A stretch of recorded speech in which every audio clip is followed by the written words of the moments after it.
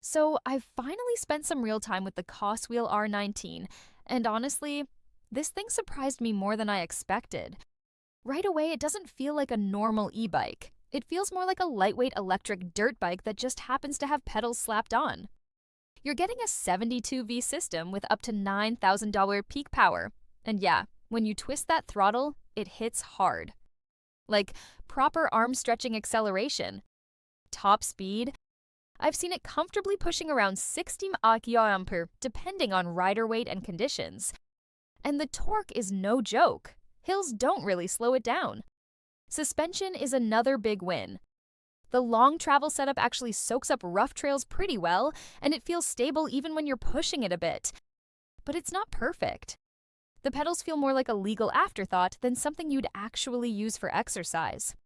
Comfort can also be hit or miss depending on your height, and it's definitely not a refined commuter. Range is solid on paper, but real-world riding will bring that number down fast if you're heavy on the throttle.